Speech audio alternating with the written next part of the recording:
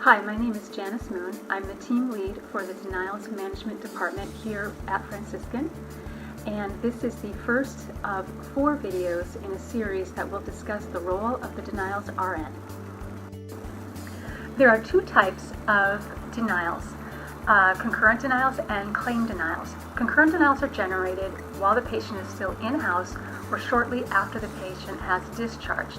Today I'm going to take a step-by-step look at how to process a medical necessity denial, which is the most common type of concurrent denial that the Denials RN would see. So denials come in to your department in a variety of ways. They may come in by phone, fax, email. They may come from different departments that you would be surprised that they would be receiving your denials. So gathering the denials and getting all of those different parties to send them to the same place is going to be job number 1. After you receive them, you'll want to read through them, and if there are any that are lack of clinical denials, that's right up here. So a lack of clinical denial is typically where the payer is saying they didn't get enough information to decide whether or not it met inpatient criteria or not. So the first thing you do is you send them clinicals. You send them whatever it is that they're asking for. After they review them, they may approve the stay, and you can count that as a win. You got it overturned. Or they may issue a second denial, which is the medical necessity denial. So a medical necessity denial is where the payer is saying that they do not believe, based on their own criteria, that this patient met inpatient criteria. So the first thing you'll do is you'll do your own clinical review, and you'll determine for yourself whether it did meet here or it did not meet.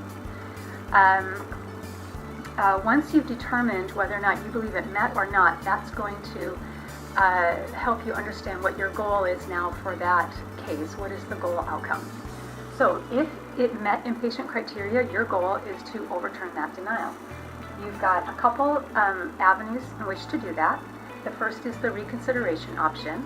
This is where you will contact the payer RN, so it's your counterpart on the other side, and discuss the case with them. Explain to them the inpatient argument, why you feel that this meets inpatient criteria. Send additional clinicals if necessary.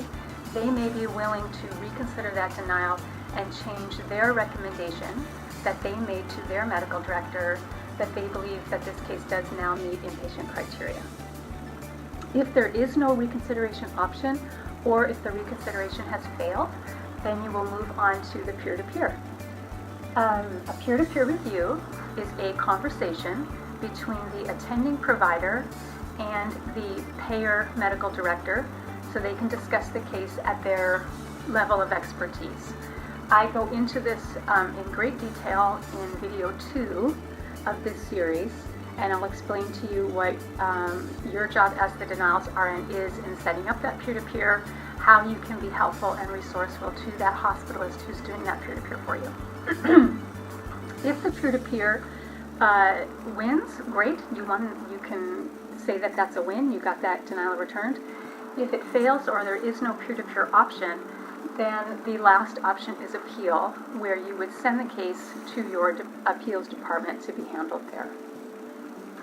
Let's say you had determined that this case did not meet inpatient criteria.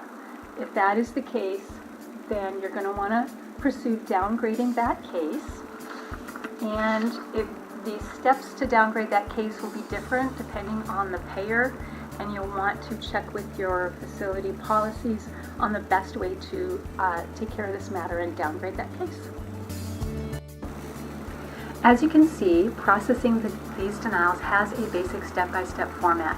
As you get more comfortable with this work and you're doing it more, you will be more encouraged to branch out into more complex cases.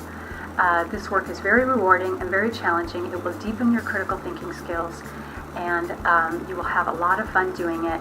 If you have any questions, please contact the Denials team at Tacoma, Washington. Thank you.